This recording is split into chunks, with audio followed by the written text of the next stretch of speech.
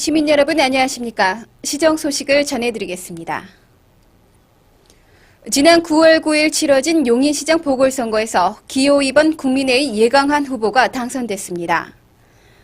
9일 오전 6시부터 관내 90개 투표소에서 일제히 시작된 용인시장 보궐선거는 오후 6시 투표 종료 시까지 별다른 사고 없이 순조롭게 진행됐으나 전체 유권자 23만 4,792명 중 7만 2,299명이 투표에 참여해 30.8%의 예상보다 저조한 투표율을 보였습니다. 이날 용인대학교 체육관에서 오후 6시 30분부터 늦은 밤까지 실시한 개표 결과 기호 2번 국민의힘 예강한 후보가 총 투표수의 37%인 26,524표를 얻어 당선이 확정됐습니다. 개표 초반에 우위를 달리던 기호 3번 무소속 김학규 후보는 34%인 24,256표를 얻었으며 1번 한나라당 구범회 후보는 26%인 18,622표, 4번 무소속 박세호 후보는 3%인 2,221표를 얻었습니다. 한편 용인시 선거관리위원회는 이날 개표를 마감한 후 개표장에서 용인시장 당선증을 예강한 후보에게 교부했습니다. 시는 지난 13일 시청 대회의실에서 제3대 예강한 용인시장 취임식을 검소하고 내실 있게 치렀습니다. 예강한 시장은 이날 이른 아침 김양장동 소재 현충탑에서 참배를 올리고 바로 취임식에 들어갔으며 이 자리에서 주민의 복리 증진과 지역사회의 발전을 위해 시장으로서의 직책을 성실히 수행할 것을 35만 시민 앞에 엄숙히 선서했습니다.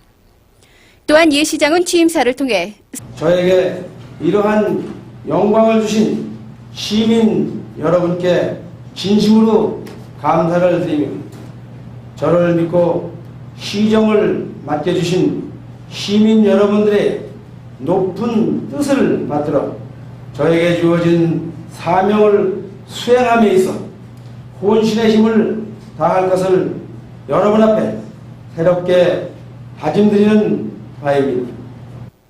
새로운 2000년대를 3개월 앞두고 새천년을 준비하는 시장으로서의 막중한 책임을 맡겨준 시민들의 높은 뜻을 받들어 주어진 사명을 수행해 나가는 데 혼신의 힘을 다할 것이라며 앞으로 남은 임기가 다하는 날까지 900여 공직자와 함께 친절하고 질 높은 행정 서비스를 제공하고 시민의 불편을 직접 찾아 해결하는 심의본의 행정을 구현하는 데 앞장서겠다고 포부를 피력했습니다. 추석 연휴를 앞두고 시는 명절 기간 중 시민 생활에 불편이 없도록 각종 대책을 추진키로 했습니다. 검소하고 훈훈한 한가위가 될 수 있도록 시는 제수용품 등 추석 성수품과 개인 서비스 요금의 지도 단속을 통해 추석을 틈탄 물가 인상을 억제하는 한편 귀향객이나 성묘객들로 인한 교통 혼잡을 우려해 원활한 교통소통 대책을 강구하고 있습니다. 특히 시는 오는 23일부터 26일까지 명절 기간 중 보건의료반과 상하수도반, 물가대책반 등 10개 반을 편성, 주민불편신고센터를 운영해 시민 생활의 불편사항을 완전 해소하는 데 주력하고 있습니다. 성남 도시계획구역이던 수지읍 고기리와 동천리 일원이 지난 7월 6일자로 용인도시계획구역으로 변경됐습니다. 성남 도시계획구역에 재정비된 내용에 의하면 용인시 수지읍 고기리와 동천리 일부 자연녹지와 보전녹지 지역 등 총 123만 3,500평의 녹지 지역이 성남 도시계획구역에서 수지 도시계획구역으로 이관됐습니다. 이에 따라 최근 도농복합도시로서 급속한 성장 추세에 있는 용인시는 북서부 지역에 대한 체계적이고 균형 있는 지역 개발을 도모할 수 있을 것으로 기대되고 있습니다. 또한 이와 함께 수원 도시계획구역 관할 지역인 기흥읍 영덕리와 수지읍 상현리 일원도 행정구역인 용인시로의 조속한 이관을 통해 시 전역에 대한 도시기본계획을 세운다는 방침입니다. 시립도서관은 올해 이용객만 해도 9만 5,700여 명이 될 만큼 시민들의 새로운 문화공간으로 자리 잡고 있습니다. 이런 가운데 직장인들과 일반 시민들이 더욱 편리하게 이용할 수 있도록 월요일부터 금요일까지 운영 시간을 오후 6시에서 오후 8시까지로 2시간 연장해 좋은 반응을 얻고 있습니다. 이로 인해 근무 시간 중에 책을 빌려보기 어려운 직장인이나 저녁 시간을 이용하고자 하는 시민들이 더욱 편리하게 시립도서관을 이용할 수 있게 됐습니다. 뭐 예전에는 일찍 문을 닫았기 때문에 뭐 퇴근 후에 이용을 못했어요. 근데 이번에 운영 시간을 늘린 덕분에 퇴근 후에도 마음껏 책을 읽을 수 있으니까 참 좋습니다. 또한 시립도서관 측은 나날이 이용객이 늘어남에 따라 일반 대출실과 정기 간행물실도 오후 8시까지 운영해 시민들이 시간에 쫓기지 않도록 하고 있으며 내년까지 인터넷으로 도서 자료를 검색할 수 있는 디지털 도서관을 만들 계획으로 명실상부한 문화와 정보의 전당이 될 것으로 보입니다. 용인 지역 문화축제인 제14회 용구문화예술제가 오는 30일부터 10월 2일까지 문예회관 등에서 다양하게 펼쳐집니다. 이번 행사에는 제1회 전국 남녀공도대회가 30일 공솔운동장에서 열리며 대몽항쟁 승장인 김윤후 장군과 용인 팔장군의 추모를 위한 처인성 고유제가 10월 1일 남사면 처인성지에서 펼쳐집니다. 또한 이를 문예회관에서 한복 맵시대회와 처인 가요제 등이 열려 축제 전야의 밤을 밝히고 이 밖에 예술제 당일에는 통일공원에서 종합운동장까지 길놀이 가장 행렬이 이어지며 각종 시연 행사를 비롯해 농악과 투우대회, 씨름대회 등 다양한 민속 행사가 어우러져 용인 시민들의 축제 한마당이 펼쳐지게 됩니다. 이번 축제에 시민 여러분들의 많은 관심과 참여 있으시기 바랍니다.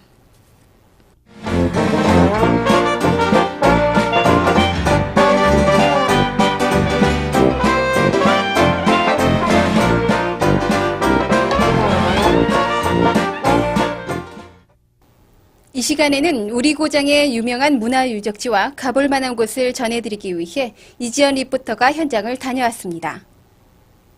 안녕하세요. 알림도우미 리포터 이지연입니다. 날씨가 제법 선선해지면서요. 가족이나 연인들끼리 우리 고장에 가볼 만한 곳을 한번 돌아보고 싶지 않으세요? 그래서 오늘 제가 찾아온 곳은요. 고려 말의 충신이자 동방성리학의 조종으로 불리는 포은 정몽주 선생님의 묘소에 나와 있습니다. 이곳은 전하는 바에 의하면 그가 순절한 후 개성 풍덕의 묘를 썼다가 후에 고향인 경북 영천으로 천묘할 때 멸례 행렬이 수지읍 경계에 이르자 앞에 세웠던 명정이 바람에 날려 현재 묘소의 위치에 떨어졌으며 운구 행렬이 경북 영천을 향해 떠나려 하자 행여가 움직이지 않으므로 할 수 없이 지금의 묘소에 안장했다는 전설을 간직하고 있습니다. 묘소의 곡담은 본래 전도를 쌓았던 것이나 수백 년을 내려오는 동안 허물어지고 다시 쌓고 하는 동안 곡담 머리에만 몇 개 남았을 뿐이어서 1972년에 경기도 문화재 기념물 제1호로 지정된 이래 묘역 사업을 실시했습니다. 묘표는 중종시대에 건립했는데 높이는 153cm와 너비 61cm, 두께는 17cm의 크기로 지어져 있습니다. 특히 포은 묘소에 이르면 먼저 눈에 띄는 것이 신도비입니다. 이 비 전액은 현종 때 문신인 김수중이 쓴 것으로 이 비는 숙종 25년인 1699년에 건립했는데 처음에 조선조에서 추중한 문영의 직함으로 비를 세웠더니 벼락이 떨어져 파손돼서 다시 고려조의 직함을 새겼다는 전설과 함께 선생은 사후에도 고려조의 충신임을 밝히려 했다는 전설을 간직하고 있습니다. 그리고 정몽주 선생님 묘 입구에는 하마비와 단신가비가 세워져 있는데 하마비의 뜻은 누구든지 그 앞을 지날 때에는 말에서 내리라는 표시를 새긴 비이며 단신가비는 이 몸이 죽고 죽어 100번 고쳐 죽어 백골이 진토되어 넋이라도 있고 없고 임향한 일편단심이야 가실 줄이 있으랴 라는 일편단심인 선생의 뜻이 새겨져 있는 비입니다. 이렇게 정몽주 선생은 기울어져가는 고려 왕조를 끝까지 지키려다 개성 선주교에서 죽음을 당했지만 조선 태종 즉위년인 1401년에 그의 충절을 기리기 위하여 문충공이라는 시호와 익성 부원군의 작훈을 내렸습니다. 그만큼 그의 절개와 충절을 후세에 알리고자 함인 것 같습니다.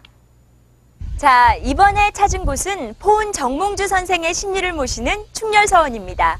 1972년 경기도 유형문화재 제9호로 지정된 이 서원은 조선 선조 9년인 1576년 초창돼 광해군 기우년인 1609년에 사액된 것으로 본래는 조광조의 신의와 함께 배양되었으나 임진왜란 당시 불에 타버리자 선조 38년 1605년 월사 이정구가 포은 선생의 후손과 종손, 그를 따르던 충전 등과 함께 지금의 위치에 다시 재건한 것입니다. 충렬서원은 정몽주 선생의 신의를 주양으로 하고 병자호란 때 강화에서 순절한 죽창 이시직과 설곡 정보의 신의를 배양한 서원입니다. 그리고 충렬서원은 6칸의 사우, 내신문, 외신문, 동서현문, 중앙의 마루와 양쪽 협실로 된 8칸의 강당 등이 있습니다. 특히 충렬서원은 일정한 중심축이 없어 외산문에 들어서면 강당과 사당이 동시에 보이는 이곳은 한때 용인의 대학자 도암 이재 선생이 여러 유린과 학문을 교류하던 곳이기도 합니다. 이곳에서는 포은 선생님의 뜻을 기리고자 매년 3월과 9월에 향사를 지냅니다. 이렇게 우리 고장의 자랑거리와 문화재인 정몽주 선생묘 충렬서원 다녀보았는데요. 멀리서 찾지 말고 우리 고장 한 번만 생각해보면 가볼 곳이 정말 많답니다. 지금까지 리포터 이지연이었습니다.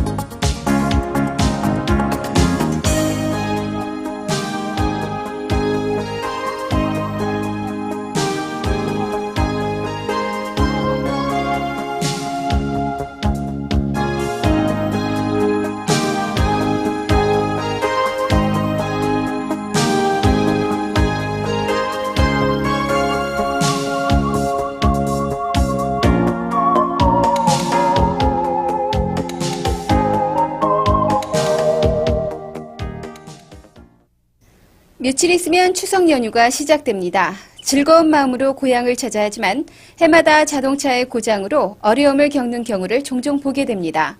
귀향길에 선물과 음식을 챙기듯이 차량 또한 점검을 확실히 하고 출발해야겠습니다. 이상으로 시정 소식을 모두 마치겠습니다. 감사합니다.